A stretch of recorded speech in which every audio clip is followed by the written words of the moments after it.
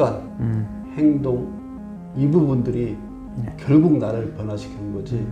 그게 갖춰지지 못한 생각, 지식. 네. 아무리 열심히 내가 일하고 25도 열심히 했는데 아직도 힘든 이유가 무엇인가를 갖다 찾고 나다 보니까 김치 국물로 가져가야 되는 이런 부끄러움, 치욕 이런 것들이 결국 내가 가난은 불편한 것이 아니라 부끄러운 것이 있구나. 오늘은 돈의 심리학이란 책을 가지고 정성현 박사님과 함께 몇 가지 주제에 대해서 이야기를 해보도록 하겠습니다. 제가 작가님께 이제 이 책을 가지고 이야기를 나눠보자 했더니 이제 저한테 이제 몇 가지 주제를 주셨죠. 이제 그 중에서 가장 첫 번째로 주신 주제가 이제 가난은 왜 대물림이 되는가라는 주제였어요. 뭐 이 주제를 특별히 꼽으신 이유가 있으신가요? 책에 보면 그런 얘기가 있어요.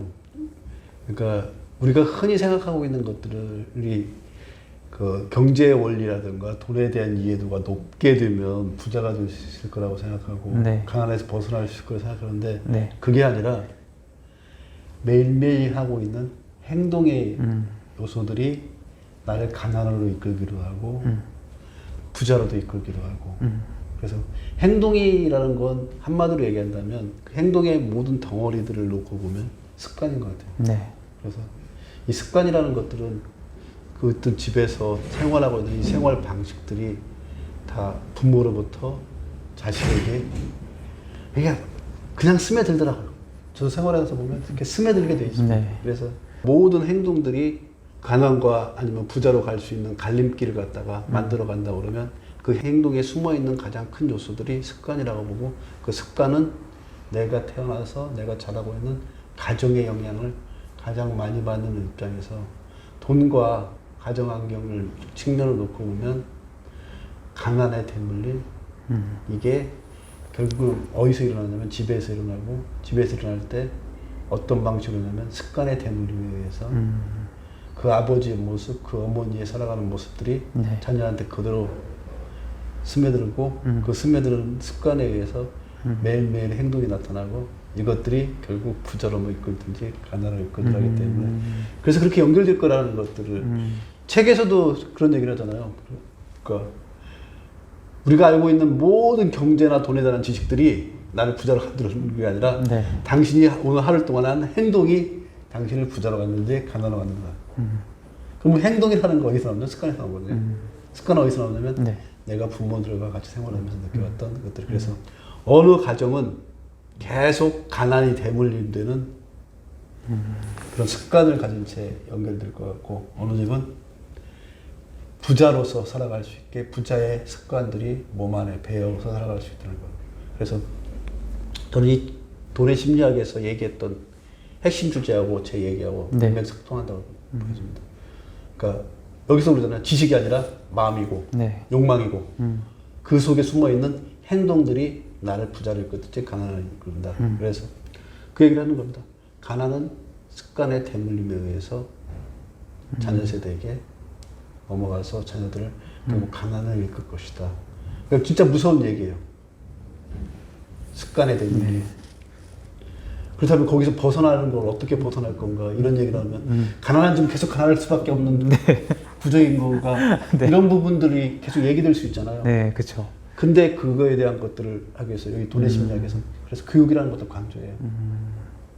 그러니까 어떻게 행동을 바꿀 수 있고 변화시킬 수 있는 교육이라는 것들이 그래서 중요하다는 얘기도 여기 하고 있고요.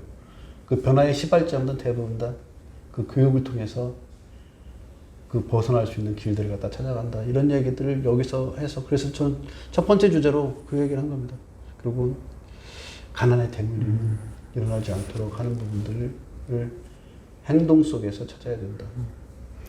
그러니까 이제 보통 이제 그 가난의 대물림 내지는 뭐 부의 대물림을 얘기할 때 그러니까 이제 뭐 돈이 많은 부모는 이제 자녀한테 많은 사교육비와 또 뭐 유학을 보낸다든지 뭐 비싼 뭐 과외선을 붙인다 이런 것들을 제공함으로써 자신들의 지위를 더 공고히 하고 유지하게 되는데 이제 가난한 사람들은 그런 지원들을 할 수 없으니까 어떻게 보면 이제 사교육이 정말 필수가 됐고 기회 불균등 뭐 이런 것들 많이 얘기하는데 이제 박사님이 하신 말씀은 이제 그런 쪽보다는 이제 뭔가 가풍이라고 해야 되나? 가풍. 예, 부모님들의 생각, 예. 습관, 예. 뭐 밥상머리 교육 예. 이런 것들의 영향이 이제 훨씬 더 이제 큰 것 같다. 큰 영향을 미치죠. 이런 말씀이신 거잖아요. 그러니까 네. 부자와 가난한 걸 가르는데 몇 가지 조건들이 있을 거 아니에요. 네. 첫 번째 조건, 뭐 부자 아빠가 돈을 물려주는 조건, 네. 부자 아빠가 교육의 기회를 제공해 줬거든. 부자 아빠가 내가 경제적 생활에 대한 이해할 수 있도록 행동을 갖다가 모습을 보여준다든가 이런 걸 놓고 이렇게 쭉쭉쭉 가른다 그러면 저는 첫 번째 요소는 이런 것 같아요. 부자의 행동을 갖다 보여주고 그 행동을 갖다가 따라함으로써 내 몸에 부자의 습관이, 부자의 행동 습관들이 스며들게 해주는 것들이 가장 큰 역할을 할 거다. 그건 여기서도 이 책에서도 그런 얘기를 하는 겁니다. 아니, 그럼 제가 궁금한 거는 이제 박사님의 경우에 이제 어릴 적에 그렇게 부유한 네. 집안은 아니셨잖아요. 네. 어떻게 보면 어려운 가정 환경에서 네. 성장을 하셔가지고 네. 근데 지금은 어쨌거나 굉장히 상위 제가 봤을 때는 10% 이내에 자산을 보유한 이제 자산가가 됐단 말이죠. 네. 그럼 어떻게 보면 중간에 그 변천사를 거친 입장에서 네. 내가 이제 아버지로부터 배우지 못한 게 있었을 거고 네. 또 지금은 내가 가진 자산이나 이런 것들을 자녀들에게 네. 어떻게 보면 대물림을 네. 물려주기 위해서 또 가르쳐 주시는 것도 있을 거란 말이죠. 예. 어떤 걸 좀 뭐 집중적으로 좀 말씀을 하시고 중요하게 생각하시나요? 그러니까 가장 중요한 부분들의 요소를 지금 그래서 그 얘기를 꺼내는 겁니다. 습관, 행동, 이 부분들이 결국 나를 변화시키는 거지. 그게 갖춰지지 못한 생각, 지식, 네. 이런 부분들보다는 실제로 내가 행동함으로써 만들어낼 수 있는 그 변화에 대해서 포커스를 맞춰서 해나가라고 그런 얘기를 많이 합니다. 제가 아들아 돈 공부해야 한다는 책에서도 네. 가장 핵심이 그거였었어요. 아무리 열심히 내가 일하고 20년도 열심히 일했는데 아직도 힘든 이유가 무엇인가를 갖다 찾고 나다 보니까 네.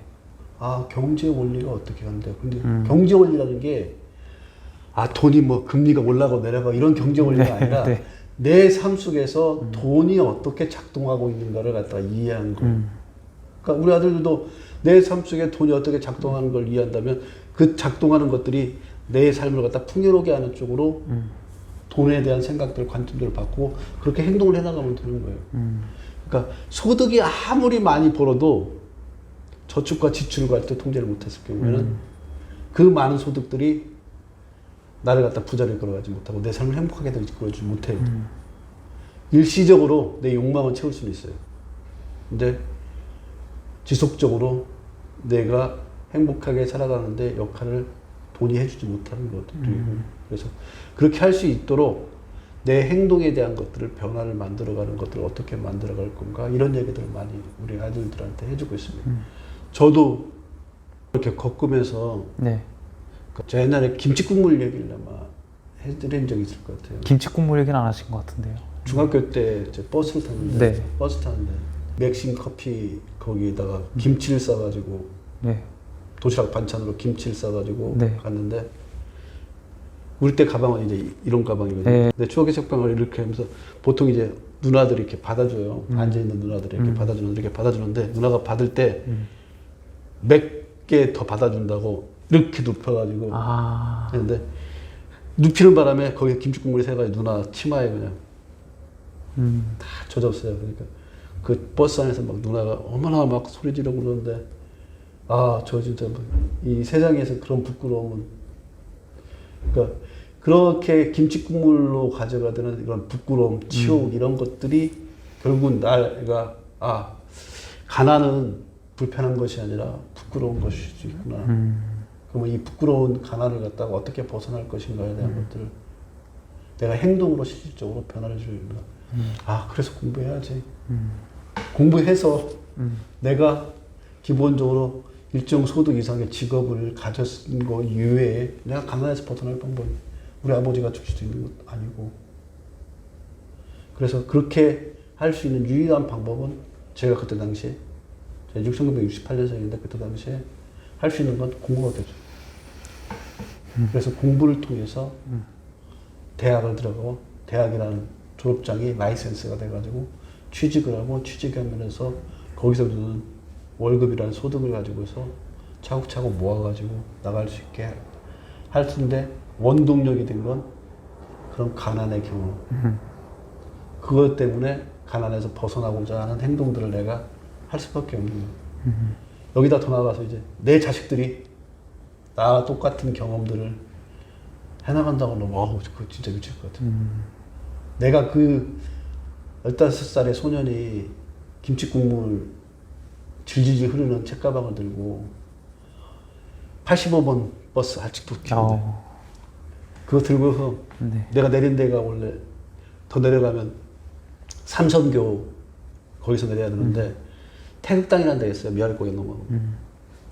미아리고개 넘어가자마자 그 태극당 앞에서 내려가지고 뒤쪽 골목으로 가면 옛날에는 쓰레기통이 있었어요. 시멘트 옆에 연탄재 있고 시멘트로 만들어가지고 열어가지고 거기다 쓰레기 버리게 거기다가 내가 내 도시락 반찬통이랑 다 집어 던졌던 기억을 나도 그 기억하고 있어.